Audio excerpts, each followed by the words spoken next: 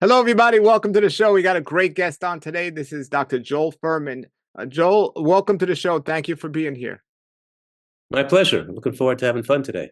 Yes. So I've been watching your videos, reading your books for years, and I love the neutrality of your lectures. You're not extreme to one end or the other, and I really appreciate that. I have some topics that are pretty kind of hot in the nutritional field today. Some of them you actually made videos about, and some not. So I'd like to discuss these. But before we get started, uh, how did you get into health and nutrition, and what kind of doctor or doctorate degree do you have? I'm a medical doctor, a board certified family physician and nutritional scientist. I graduated from the University of Pennsylvania Perelman School of Medicine in 1988.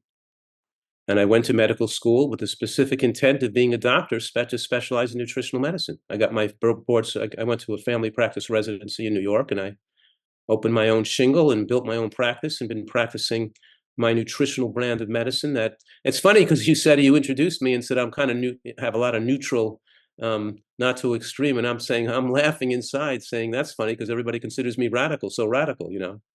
But I'm a radical anti-physician in the sense that I think that giving people drugs for lifestyle and diet-induced illnesses is tragic and harmful and encourages people to not change to live their lifestyle to try to protect themselves against death.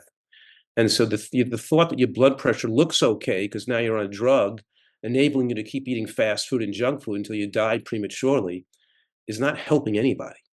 So I'm critical of the medical profession, though, as you said, I have thousands of doctors who rely on my guidance and mentorship to help their patients. So I'm proud of that. You know. Well, as you know, in medical school, they don't teach much about nutrition. So when you came out of medical school, what did it for you to say, hey, okay, I got that understanding about the medical side of it, but was this a personal thing that happened to you that you figured it out, or did somebody tell you, hey, nutrition is where you want to look at? No, I did. I was passionate about nutrition before I even went to med. That's why I went to medical school. I started with learning. I started by reading all of Dr. Herbert Shelton's works in the 1950s and 60s.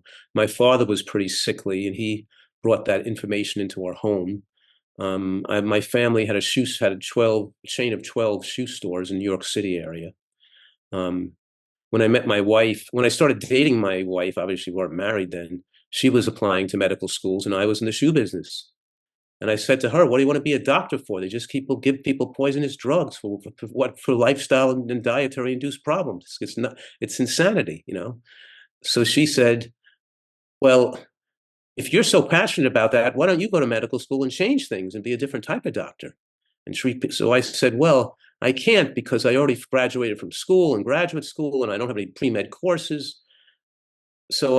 And then I learned, obviously with um, learning in that, being encouraged that way and learning from when my wife's opening up that idea, that concept to me, I then went to the postgraduate pre-med program at Columbia. And after having graduated from college and the different, with a degree in business and economics, I then went and started to take all the pre-medical requirements as a postgraduate at Columbia, and then to go back to medical school when I was like 29 years old. Um, so yes, it's self-taught. It's predominantly self-taught. And then starting with natural hygiene mentors, moving on to reviewing more than 30,000 scientific studies in the scientific literature, making it my passion to know all the science and all the data on every issue so I could be a comprehensive resource to people trying to ascertain the best choices for their life. There's many different ways to eat a so-called whole foods diet. And do you have a plan that works for everyone, or do you gear it towards what a person's situation is or what they're willing to do, or do you say it's this way or no way? Yikes. Um, well, there's somewhat of an art there in, making sure the person's ready to make the changes. You don't want to push them so hard and then run the other direction. But in the years and the decades that I've been doing this now, now that I'm past 70, um, I've actually encourage people to move all the way and jump in with both feet and not baby step their way in. And the reason for that is the penetration and ubiquitous nature of severe food addiction. And people, if they keep having alcohol, they just want it more. If they keep having donuts and French fries and pizza, if they just never stop desiring it. And if they keep having, so what I'm saying is when they switch over to what I call a Nutritarian diet, based on obviously foods that are designed to maximize human longevity and prevent cancer, when they move over to that, I'm saying that if you stick with it 100%, it'll be faster that you build the taste muscle, that you stop desiring the old things, foods you think you couldn't live without. And the results you get are so miraculously sensational, it encourages you to stay on the plan. So then that's why I built my retreat here in San Diego, where people come and stay with me for a few months to get well, because it separates them with a time zone from being tempted with the foods they think they can't live without, they're so addicted to. And after they've stayed here and learned the information, then they feel more comfortable doing that when they leave. But we don't just teach them about nutritional science and nutrition. We also teach them about emotional wisdom and emotional wellness, because you need to have robust emotional health to be able to go home and be different and not succumb to the peer pressure and the social pressure to be like everybody else. I know I didn't totally answer your questions, but you're saying, how strict how do I adjust things for individuals? And my preference is to move people all the way to strict compliance, because my experience has shown less recidivism and better long-term outcomes. Because I used to think, well, when I wrote the book Eat to Live in 2004, and it was revised in 2011, it was one of my most best-selling famous books. It sold multiple millions of copies of books, you know. But I don't agree with that. I don't agree with myself, because what I said in that book, which I don't feel has held up has been the best for people, is this. It said, follow this diet really strictly for 6 weeks, see how much weight you're going to lose, how much better you're going to feel, you'll be off your diabetic medication, your high blood pressure will go away. And then you could follow it 90%. And 10% of the time you could do what you want, maybe. But that failed a lot of people, because it was the 10% that drove them back to wanting 20%, 30%, and 40%. And then they blew the whole thing and they're back to eating a standard American diet again. So in my most recent book, like my most recent book is Eat for Life, I more discourage the cheating and the little going off the diet. I don't make it as acceptable. Even though Eat to Live sold so many books, I'm not convinced that that's the best way to look at it, because addiction runs so deep into their brain's neuroplasticity that allowing them to still eat unhealthily a little bit of the time just keeps lighting the fire under their desire to want more of that. Plus the fact that most people I see as a doctor are people who are sickly and they have serious medical conditions and they're significantly overweight. And those are the people I see. And they've eaten so unhealthily for like 60 years. And now I can't have them like fooling around with junk food a little bit at a time, because every meal counts to get them on their road to good health again. And every meal counts and every mouthful counts for the cellular structure to regenerate itself and to repair itself, to get them so they can now have a normal lifespan without serious medical problems. So I'm saying, why self-destruct? Because for recreation, because we can recreate with great tasting healthy food just as much, and we could learn. So the answer to your question is, even though I sometimes make adjustments, and even though there are individual diseases that require adjustments, like there are people with celiac disease that can't eat any gluten-containing products. There are people with lupus who should not eat alfalfa sprouts or echinacea, or the people with Crohn's disease shouldn't eat nutritional yeast, and people with headaches shouldn't have bananas and avocado and onions and garlic, and there are certain, modifications we make for people's diets based on various individual requirements, but it doesn't mean that I'm not giving the overall healthy Nutritarian diet, as I've defined it and called it, for most people, for the vast majority of people. Sure, sure. With your diet, I know you recommend some supplementation, or we could say whole foods in supplement form. however we want to say it, but it's not all about the food. You do recommend supplements, correct? Yes. Um, there are three supplements, three particular nutrients that are not optimized on a vegan diet. That you could optimize those nutrients, and we'll talk about those nutrients in more depth, but it's B12, right? Zinc and DHA, EPA, right? Because in my 35 or more years of practice, and you know my association with the National Health Association, the former American Natural Hygiene Society, and the American Vegan Society, being a doctor for so many plant-based elderly people over the years, including all the leaders of those movements developing, a lot of them developing neurologic issues. Dr. Shelton developed Parkinson's, Dr. Sidwa developed Parkinson's, Dr. Burton developed Parkinson's, Dr. Vetrano developed dementia, there's so much dementia in the leaders of these natural plant-based movements that in my years of practice, noted to be linked to mostly to DHA deficiency. And there's so much data in the scientific literature corroborates the evidence that low levels of DHA exposure for the brain increases risk of both Parkinson's disease and cognitive impairment and brain shrinkage with aging. So I'm very aware of this long-term history and experience, this clinical experience with tens of thousands, maybe 20,000 patients, many elder vegans, seeing people eating very healthy vegan diets, still developing neurologic deficits in later life, even though not getting cancer, not having heart attacks, not having strokes. Excuse me. However, I've seen a lot of vegans with strokes who are still salting their foods. A lot of sudden death in vegans from at a younger age than you would expect from hemorrhagic stroke, from putting salt on their food, thinking that they're on a vegan diet and that's going to protect them from stroke, while they still put salt on their food. So I've seen a lot of that too.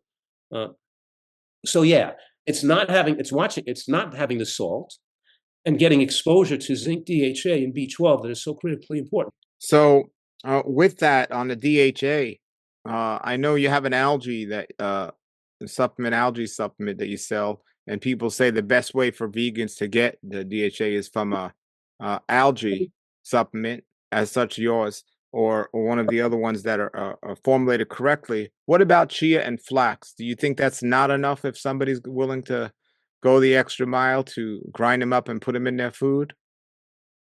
Well, first of all, I started making my own DHA about 15 years ago, I'm guessing. Because when I found this issue and was so concerned about the potential risk of long-term vegans, I noticed that the DHA on the market would cause some people indigestion and it would taste a little bitter. So I had the algae-based DHAs analyzed by independent labs. And I found them to have a high degree of rancidity. And don't forget, there's one company in the United States making the DHA. There's not a lot of different companies making it. My DHA is made by the same manufacturer that makes the other brand of DHA. You know what I mean? It's all the same stuff. One person adds vitamin E to it as a preservative, rosemary, another person. And what we do is we put it in dark glass bottles and we have it shipped to us, in refrigerated trucks. So we keep it refrigerated in our warehouse. So when people order it, they get a fresh refrigerated product. And that's why I make DHA, because I wanted my patients and my family and my community to be able to have a fresh product, because we know that we've tested as they sit at room temperature for months after month after month, the TBA score gradually goes up and you have a higher degree of rancidity. The point is, oils are supposed to be consumed fresh. And we want to keep, if we're going to use an oil, which is a processed food, it should be kept in a fresh package. I did start making that. Yes, and that's to supply the long chain EPA DHA that you would get if you had something like fish or oysters or shellfish or crab or bivalves like oysters and scallops and mussels and clams. But just think about this for a minute. What if you just had a couple of oysters a week or a couple of clams or a piece of a crab to get your DHA and EPA and your omega-3 and your zinc. That would work, right? And the problem with that today is with so much dumping of not just plastics in the coastal waterways that have made these things exposure to a lot of plastics, but it's also there's a lot of agricultural runoff, both in coastal waterways and inland lakes, leading to algae overgrowth and the growth of cyanobacteria, which forms a compound called BMAA to be high concentration in shellfish and bivalves. Bivalves are clams, oysters, mussels, and scallops, right? And now in the scientific literature, we're seeing both higher rates of ALS, you know what that is, and we're seeing PDS, Parkinson's dementia syndrome, in people eating lake fish from algae overgrowth or from eating coastal, like small fish off the coast, but particularly bivalves and shellfish being higher risk of brain disease. So even though they contain these nutrients like B12 and omega-3 that can help the brain, they're they contain such a large quantity of neurotoxins that actually can destroy your brain. So they're no longer an answer. You can't just supplement with a little bit of seafood, with a little bit of oysters, which are rich in zinc and DHA or something. So it's safer. So I'm saying with the pollution, it's safer to keep your diet predominantly vegan and just use these supplements judiciously to assure nutritional optimization. And you can do an omega-3 index on your blood to see if you're in that optimal range to maximize brain size with aging, because us Nutritarians are going to live a lot longer. And because we're living a lot longer, we want to keep our full mental faculty. And that the ability to convert the short chain omega-3, the ALA, found in chia and flax and hemp and lettuce, and walnuts into longer chain fats is very genetically dependent. And my clinical experience and the studies in the scientific literature, corroborated by the studies, that the majority of vegans do not make an adequate enough to maintain neurologic health in later life. Some can make enough because there's some people that convert enough ALA into EPA and DHA. But most people do not, their conversion enzymes do not work efficiently. There are more people who are more like, have maybe a historical fish dependency or animal product dependency. They're more dependent on getting those nutrients from animal products. So the answer is it's not a one size fits all. Some people know you need more and some pies, but you can't just eat more flax seeds or chia seeds to get more DHA, because there's a rate limiting step in how much the body can convert. And no matter how much you eat, your body's not going to convert enough of it for most people. How do you know, or how does somebody know if their body's able to convert it or not? The best way is just to take your omega-3 index blood test. You could do it. We even sell the blood test kit on the website where people can do a finger stick at home and put it on the card, send it in the mail, and get your number back. Maximum trying people to have a number at least above 5, even preferably above 6, to maximize brain size with aging. So if a person is on a vegan diet eating a lot of the chia and flax and their numbers are good on that test, you would say they probably have the good conversion ability? Yeah, I've seen people with 7 or 8 on without taking any supplements. I interviewed some people that and they said that testing the blood is really not an accurate or good way to do it, because it's stored up in the tissue, and the blood's just not an accurate way. That's what some of them said. The tissue is the only real way, and nobody's gonna measure their tissue in their brain. So it's really not accurate, that blood test. Have you heard that, or? Yes, I've actually spoken to those 2 people in question. I think I know who you're talking about. Yes. One of them sells a certain supplement that he's trying to promote. The ahi flour, right? The ahi flour. I was going to ask you about that as well. And the other one is just making ridiculous comments that don't make any sense at all. Completely illogical comments. Number one, I've commented on all their points, which are just incorrect. Number one, you can't deny scores of studies. You can't just throw them out the window. It's like the carnivore people trying to throw out the window all the scores of study showing increasing animal protein in the diet leads to higher cancer rates. So throw out all these score of studies correlating the omega-3 index with shrinkage of the brain and cognitive impairment in later life. So there's just too much overwhelming evidence that cannot be denied. And then they're making up stories that are false. to eat, because I understand there's like a religious nature to veganism. They want to think the vegan diet is perfect. It doesn't need any additives. It doesn't need any special things to make it perfect. But a lot of times it's giving them it's clogging their judgment. I've heard one person, of course, say, "Oh, that you can take preformed DHA." Of course, keep in mind, all our ancestors are not vegans. For thousands of years, or hundreds of thousands of years, people ate some small amount of animal products, including and had some external DHA exposure. It's not natural to not take preformed DHA. All humans were taking some extra preformed DHA. What's not natural is not to have the preformed DHA. And they're saying even a little bit of preformed DHA can cause a disease like prostate cancer, or atrial fibrillation, or immune suppression, thinning of the blood, which is just ridiculous, non-scientific nonsense. And you'd think they'd be fair enough to be fair with the data or the science, but they're giving such a distorted picture, because here's what happens. Is that if you take excess amount of vitamin D, you can cause breast cancer. If you take excess amount of iodine, you can cause hypothyroidism. Both deficiencies of a nutrient and excess both cause problems. We don't look at studies showing people taking 4 to 5 grams of fish oil a day, increasing risk of atrial fibrillation, saying that people taking 200 milligrams, or 1/5 of a gram, is going to cause atrial fibrillation. Matter of fact, if you look at all the studies, you can see that deficiencies of omega-3 of DHA cause atrial fibrillation, and excess can also cause it. You want to be in the sweet spot, So they've completely tainted and essentially twisted the literature to try to impress their point, or to make the statement. I've heard one of them make a statement, wrote in their book, that DHA supplementation can cause prostate cancer, or high levels in the blood can cause prostate cancer.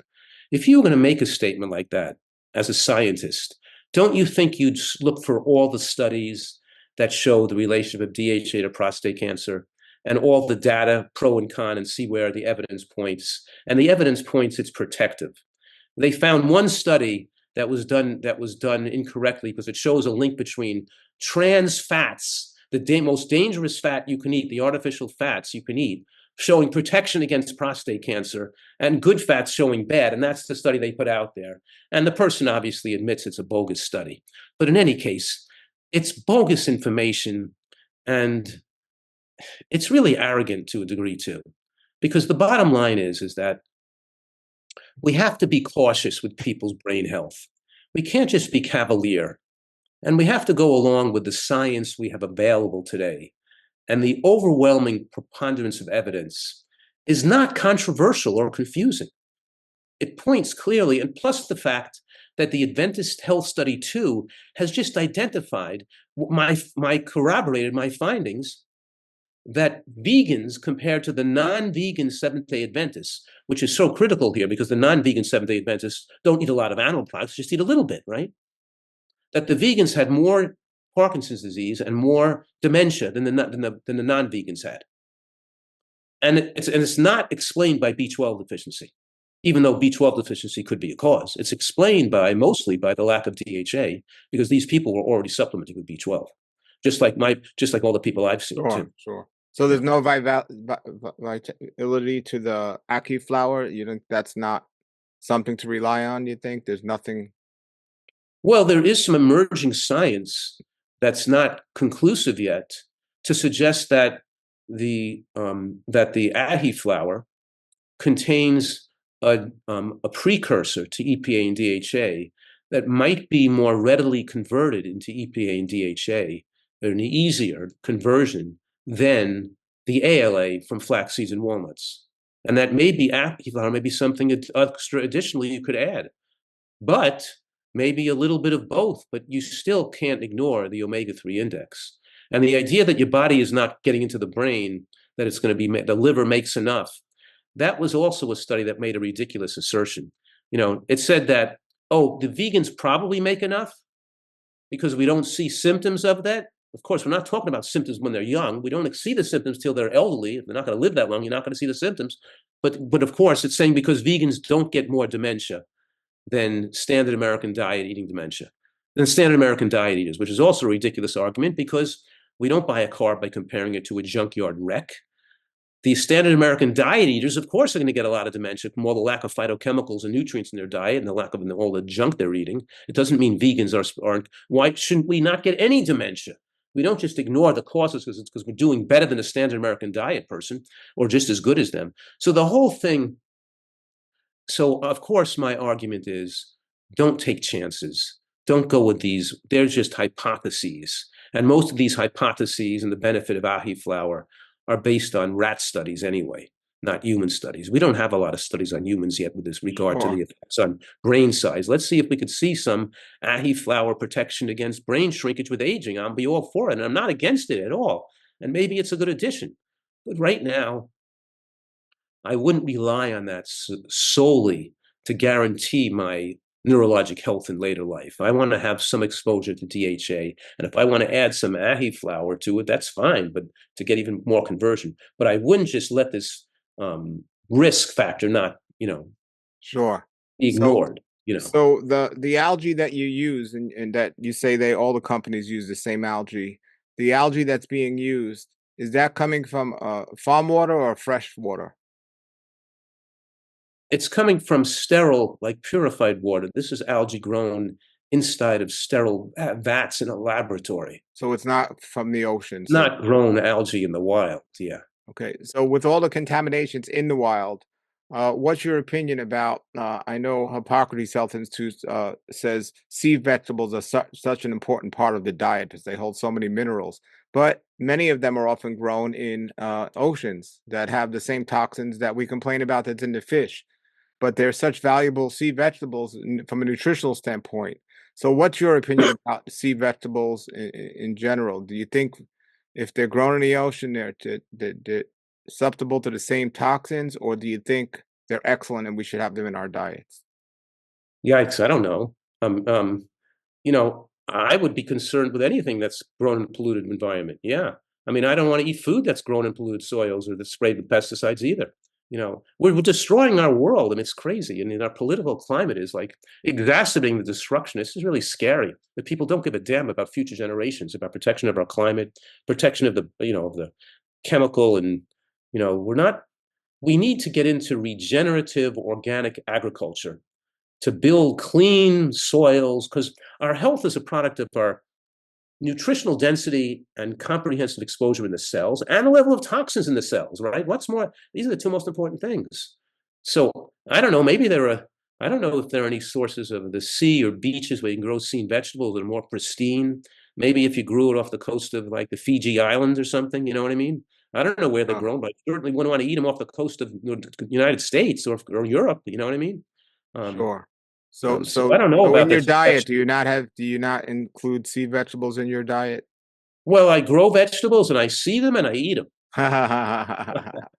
That's good. So what about like the big hot thing today is sea moss. Everyone's sea moss, but it's really Where's it grown? I don't know. this is Yeah. the thing. They say they're grown in the Caribbean or something. Originally, it was called Irish sea moss, and it was off the Uh-huh. coast of Ireland. But still, people are ordering this thing today, and it's coming in a gel form. You could make it yourself, but you just Mm. don't know what's in there, and there's no regulation of these things. I Yeah, mean, I don't know. And I don't know that you need that stuff. What is it containing that we're not getting by eating all our fresh vegetables grown in our own composted, in our own well-made compost and our own vegetables we grow in organic farms? At least I have some more confidence in some of the organic farms I buy from in the area and I grow myself here, but I'm not so confident in all the quality of food people are getting around the country, though the plastic and the junk people are eating when they eat fast food and processed foods and regular, the processed foods and meats people are eating it's scary. We're seeing more cancer growth in younger people. See, when I started out as a doctor, we would see more diabetes and strokes in younger people. But now we're seeing also more cancers in younger people too. And it's clearly as a result of the fast food movement. And you and I, are trying to perfect these little things that get, our soil and our food supply being clean. While most everybody else is consuming the worst garbage, destructive garbage they can put in their mind, like on a race to commit suicide with food. It's such a dichotomy of, you know what I mean? absolutely, 100% Yeah, agree with you. And yeah. now you brought up something that's so important because when I work with people and they go on a high raw food diet or just vegan diet, I'm very concerned because when I lived in New York, I didn't know the difference between a ripe apple or an unripe apple or anything like that. Now that I'm growing my food, I could say like 95% of the fruits and vegetables, especially the fruit that I find in the stores, I wouldn't even think of eating. Like I was in the store the other day and I looked at my fruit tree on the way to the store. I have beautiful yellow star fruit on the tree. I went to the store at Whole Foods, $3 for one green star fruit. It's I would green. never You pick don't a eat much. star You don't fruit. eat star fruit, do you? How much star fruit do you eat? Well, not much, but I have a tree. But I would never pick a star fruit off my tree green. I would wait Of till it's course. ripe. But You they're not. know, Point is, they're not getting ripe fruit in the I store. agree. You don't. You never have eaten figs unless you've eaten them ripened on the tree. Yeah, And what about apricots? You get you. They don't even have taste good, but you buy it. You ever eat an apricot that like got growing you ripened on a tree? It's like but unbelievable. It's this the is what people most. are doing. This is what people are doing, and even like people, if they're on a raw food diet or a vegan diet, their source of their vegetables and fruits are so low quality. Yeah, It's not grown in good soil. It's commercially grown. It's picked unripe. It's shipped all over, and they think yeah. because it's organic they're getting the best, but they're concerned why they're not seeing the improvements that they need. It's Well, so I agree with you. Now on this topic, this is something that's very controversial, and I've heard you talk about this a little. So you and I grow fruit trees, and I live right near Hippocrates Health Institute. I love sprouting. I love microgreens. I love sprouts.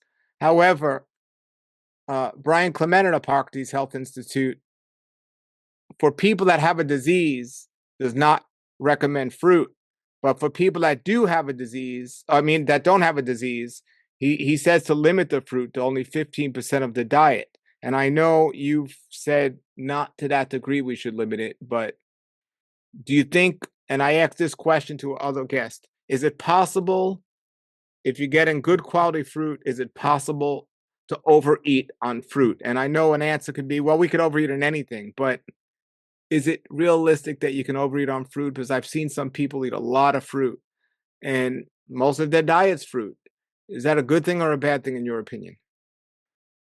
well, it's a good question, and I'll try to answer it. Um, because I've had a lot of experience with people on fruitarian and raw food type diets over the years. And science has corroborated what the findings here as well. And that is that when you're younger and your ability to assimilate protein is high, then a diet that's mostly fruit can work okay. But as we get older and we're passing the age of 70, 75, and 80, that means the last 20 years of our life, between 80 and 100 years old. Our ability, because we want to live to be 100 years old if possible, let's say. And this wouldn't matter that much if you're dead at 75, like most Americans, then do whatever you want. But for those of us who are eating healthy to live longer, the ability to assimilate protein goes down with aging. And out of the 5 plant foods, or 6, fruits, vegetables, beans, nuts, and seeds, intact whole grains. Did I miss anything? Fruits, vegetables, nuts, and seeds, intact whole grains, and beans, right? Out of the 5, the only one low in protein is fruit. So when you increase too much, and the ones that are highest in protein are vegetables, beans, and nuts and seeds, okay? So by increasing the fruit in your diet, you're lowering your protein in your diet. As you eat, and that's why all raw may not work well for the elderly, and why some people on raw food diets can have higher risk of Well, pneumonia. there's different ways to go raw, and the way Hippocrates promotes it. So, like, as good as a bean is, according to Hippocrates, when you sprout that bean into a microgreen, you're getting so much more of abundance of the protein, I guess, that would make up for You could eat the if bean sprouted, you're saying? yeah, Yes, you or could or sprout into it the or cook it. microgreen, like a sunflower into a sunflower sprout. So, but Yeah, but you're also turning the sunflower seed or the bean into a vegetable, which lowers its caloric density. Very right. good for a person looking to lose weight, but maybe not for it's hard to get enough calories. But in any case, there's nothing wrong with eating some nuts and seeds not sprouted anyway. But both are good for Oh, sure. I'm not denying the health promoting effects of those foods. But what I'm saying right now is that um, there's some validity there as we age. and as that in some individuals, that your immune system, there's something called immunosenescence, the weakening of the immune system, because we don't live forever, and what's going to eventually kill you could be an infection. And that being too fruitarian could enhance immunosenescence due to protein insufficiency as you age. And we do see better outcomes long term when people pay attention to protein adequacy as they get older. And that the studies corroborate this, that enhancing the quality of plant protein with the consumption of green vegetables, broccoli, sprouts, nuts, seeds, and beans are linked to enhancement in lifespan. So I'm not saying a person can't eat 30% of their diet from fruit, 40% of diet from fruit. I probably do that, 30%, 40% range. But I want to pay attention to that 60 or 70% that I'm getting enough protein and enough exposure from vegetables, beans. I don't want to go to 50 to 60, 70% from fruit, because now I'm getting 70. I want to maintain my muscle mass, my strength, my physical activity. And I know some fruitarian guys who are very physically fit and have a lot of muscle and doing great, but I don't think they're going to do that great when they pass the age of 80. You start to higher ability making muscle tissue and building so much protein. So at that point, I think that we may be valuable to making sure you consume enough calories from the higher protein plant foods, including hemp seeds and soybeans. You know what I mean? To make sure you have adequate protein availability. Because everybody else is telling you to eat meat. We're just saying, eat some edamame and some hemp seeds in your diet, and don't make it all fruit. We're not telling you to eat meat, but in any case, you know what I'm saying. Do you have or recommend at all, especially for older people, a vegan protein powder, or not necessarily? I do, but it's mostly for athletes and the elderly, and particularly elderly who have lower appetites, like the little old woman who can't eat enough food. I don't think you have to go to the protein powder. You could eat it if you can eat enough volume food, and if your activity level is high enough, so we can still want to consume the caloric, the caloric level to get to your protein levels high. But in any case, when you do recommend a protein powder, is there one particular brand you'd recommend? Well, I make my own because I make it at a pet, pea and hemp protein. So I don't want to make it set of soy. I don't want people to have soy protein. That's the pea and hemp protein and pumpkin seed protein, not soy protein or whey protein from dairy. Got you.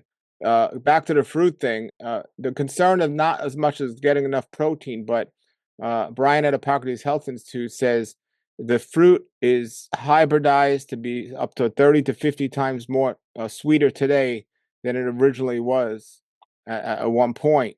And our taste buds also. Where's he getting that from?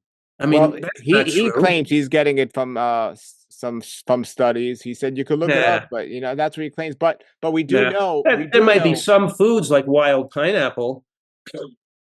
Well, even mangoes. We do know mangoes are sweeter today than they were years ago. We just know that. And a lot of foods, like originally bananas, had seeds in it. They don't have seeds in it anymore.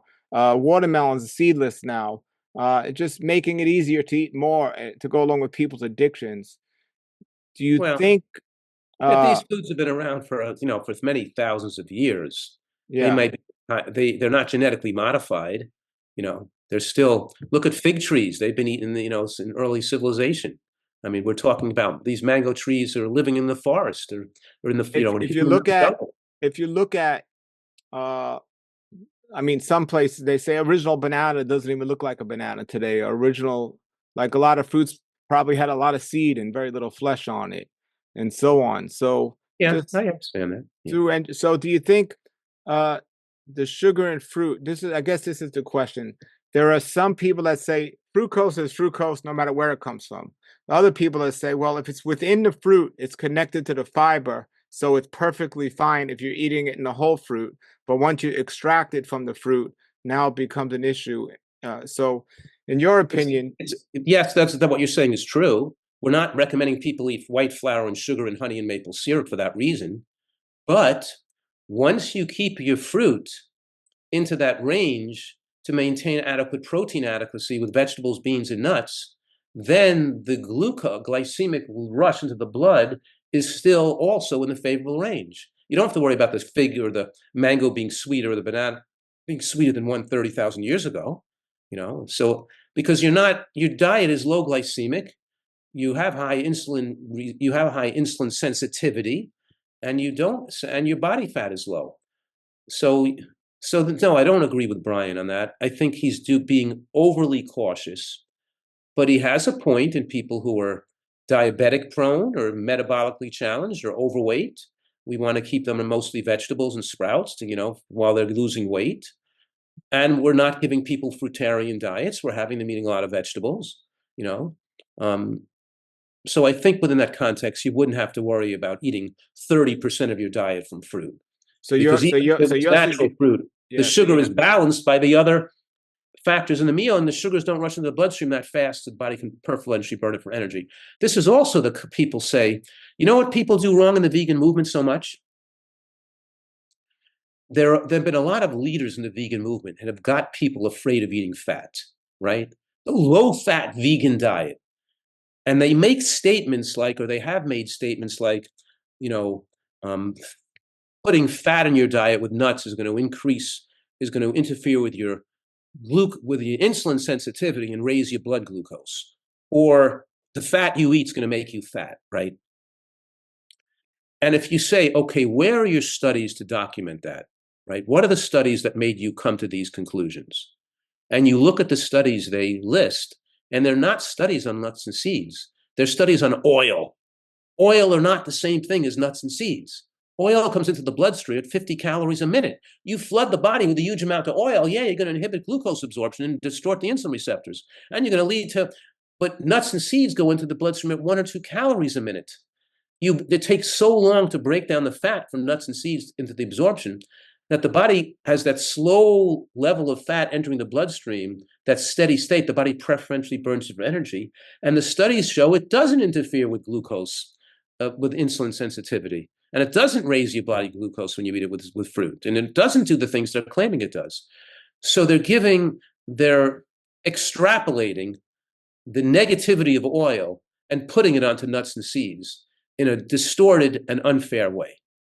So you have to recognize that. It's body fat that makes you insulin resistant, and it's eating oil and animal fats that make you insulin resistant, not the consumption of pumpkin seeds and flax seeds and chia seeds and walnuts and sesame seeds. You know what I mean? So they're getting people afraid of eating any kind of fatty foods, even if they're natural whole foods, which is really unjustified and has moved the vegan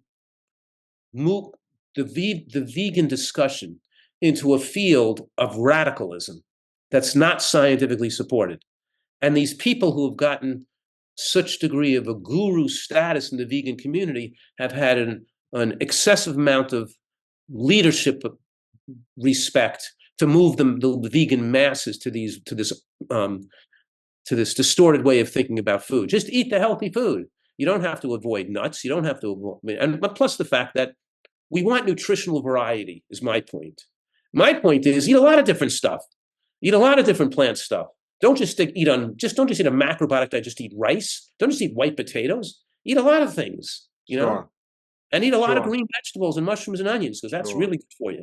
Have you seen in your studies with people taking blood work that people that eat a higher fruit diet possibly have high cholesterol, or you haven't seen a connection with that? No, I haven't. I've seen when people follow this Nutritarian diet, which is well balanced with greens and beans and nuts and mushrooms, they see radical drop in their cholesterols, and I published studies on that on large numbers of people, including drop in blood pressure. Plus the fact that, just to give an example, when people come to my retreat here, they get rid of their diabetes in the first month. 80% of them are type 2 diabetes is gone.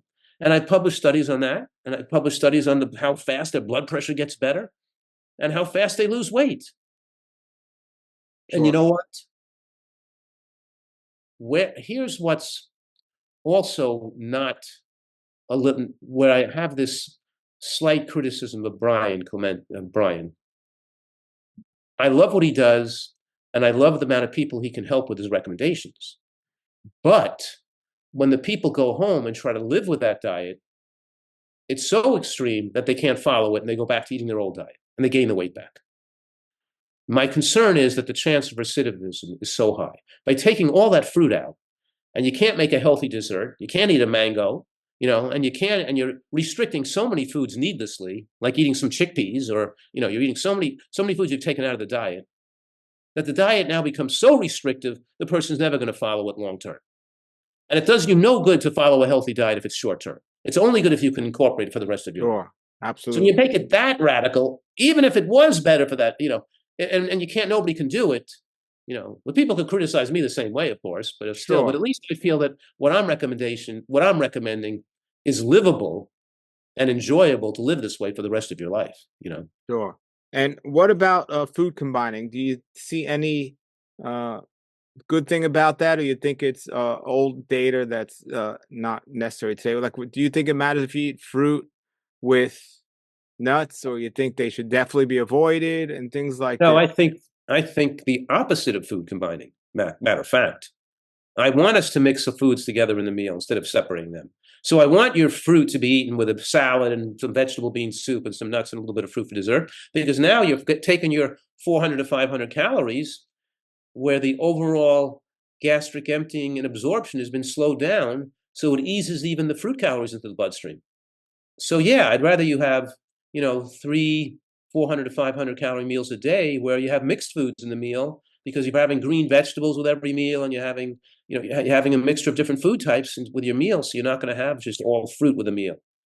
So yeah, I think it's better not to food combine, and there's no data to suggest that food combining has the benefits Dr. Shelton claimed, except for the fact that when people narrow their food choices to just one or two types in a meal, it helps people not overeat or get satisfied with fewer calories. That could be an advantage for some people. But basically, if you can keep your caloric window favorable and not overeat, it's better to have variety and not Sure. worry about food combining. So let's reiterate that. The main advantage of food combining is not to overeat.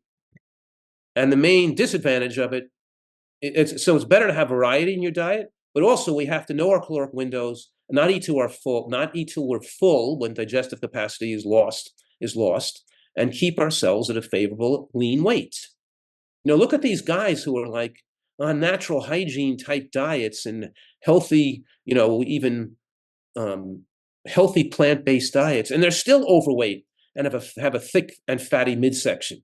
You know what I mean? That's still not healthy. There's no such thing as a healthy person with a belly, you know? 100%. 100%. Now, I was going to lead to my next question. Intermittent fasting, or how many times people eat each day. Uh, do you practice this, recommend it, or recommend against it? I practice a certain form of it, and the form I practice is eat dinner early and light.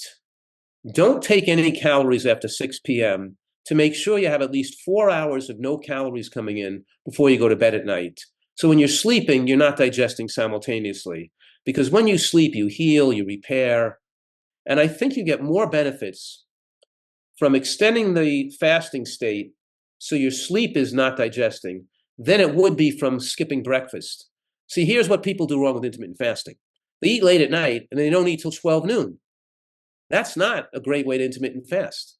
I'm saying, yeah, you're better off eating a breakfast at 7 or 8 in the morning or 9, and then stop eating at 4 or 5 if you want to intermittent fast, if that's going to help you. And some women do better on 2 meals a day than 3 meals a day, particularly because they're not heavy exercisers. They don't have a high caloric need. Their basal metabolic rates are low. They don't require as many calories, and they do better with 2 meals a day, you know. And they should probably, but that second meal shouldn't be a big heavy meal at bedtime. It should be a meal at like 3 o'clock. You know what I mean? Sure. What's your opinion about if somebody can do it? Not everyone can do it. The OMAD diet, eating one meal a day. If somebody can do it, do you think it's Nah, what's I don't think that's good. The reason I don't think it's good is because people eat till they're too full. And when you put too much food in at one time, you don't digest it as efficiently as you can. You lose digestive efficiency when you eat so much at one time. You shouldn't eat till you're stretched out. And then fasting all day long and having this one big meal is not ideal. It's not great for it. It's not ideal. sure? Doesn't mean that one person can't be good, as every person is different, but for most people, it's not a great idea. And also, doesn't that reflect a certain degree of lack of physical activity and exercise? You know, I'm playing tennis for an hour and a half, or I'm climbing a mountain, and I'm come back and starved. I'm at 11 o'clock in the morning. I could eat a horse. I've worked out all morning long. So what I'm saying is I'm not going to starve myself all day till my dinner to eat one meal a day. I need to eat food because I'm going to be hungry, because I'm hungry. I don't want to. So And I'll instead of having like a one meal of fruit and one salad in the evening, which a lot of people do, they have a fruit meal, and then you think it's better to have like maybe fruit with a salad, a small in the first meal, and then fruit with a salad in the second meal? Yes, I do. Okay. So I two think it's better meals. to increase your protein exposure with the vegetables and the nuts in both meals, because then you do get some benefit from consuming it with other foods. Do you consider juicing eating or no? I don't know. I never consider. I utilize juicing mostly because when people start this program, they have asthma, they have lupus, they have cancer.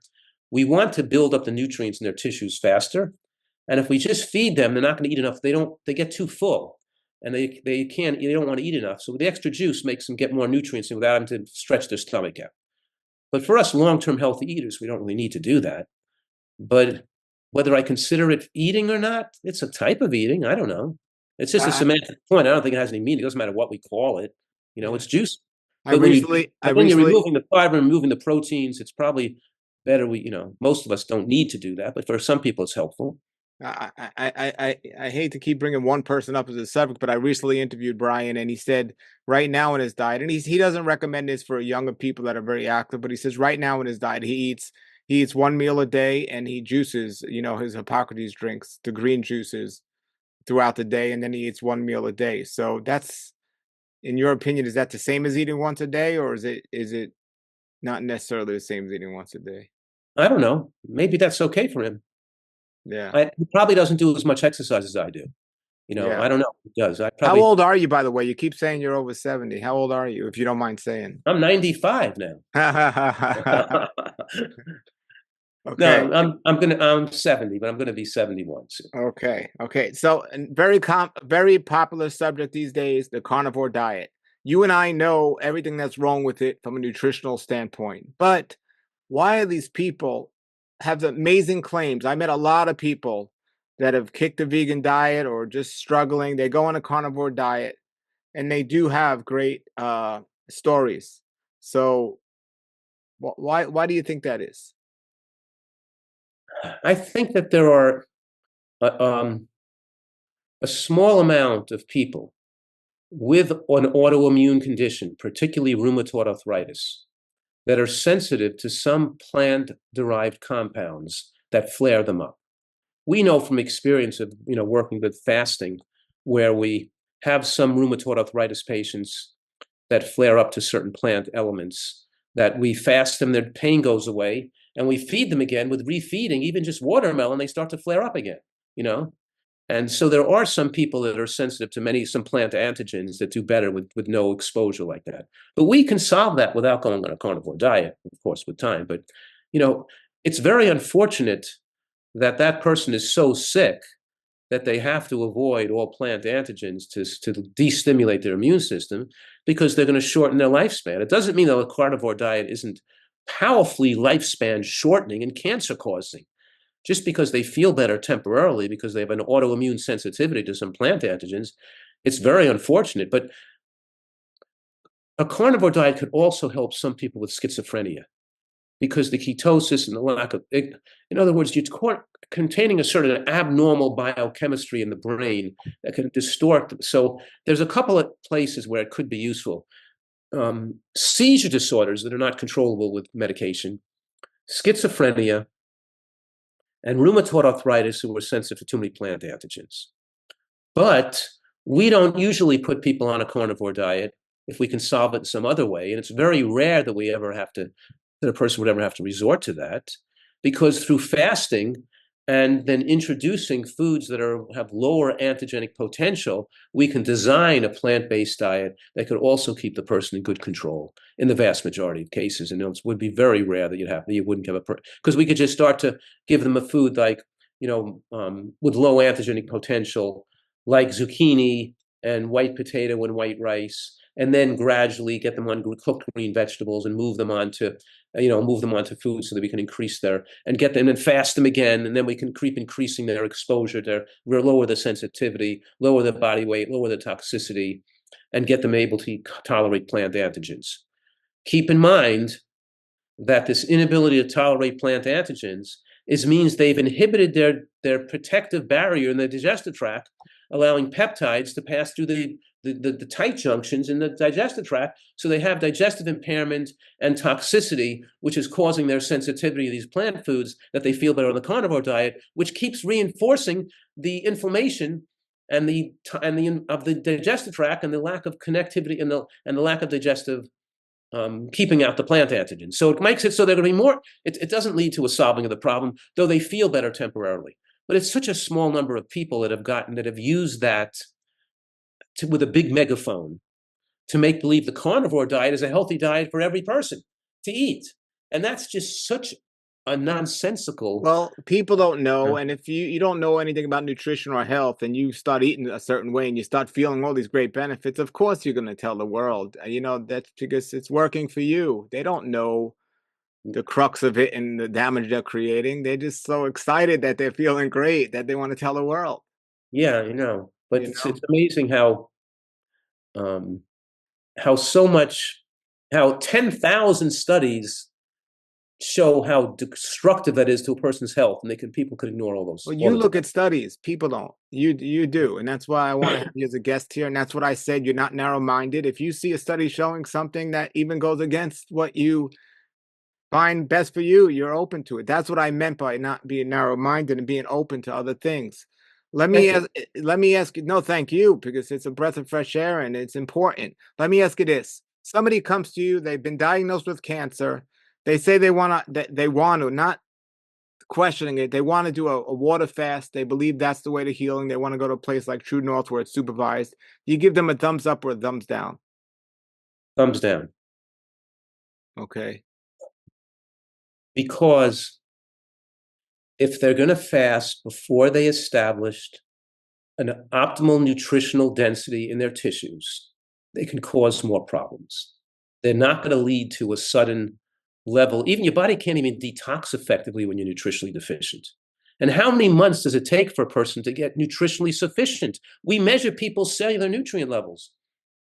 You can scan their hand in a photocytonic scanner to see a skin carotenoid level. It takes 6 to 12 months to bring their levels up of eating healthy. That's why we're juicing them in the first 3 months, to bring their levels up.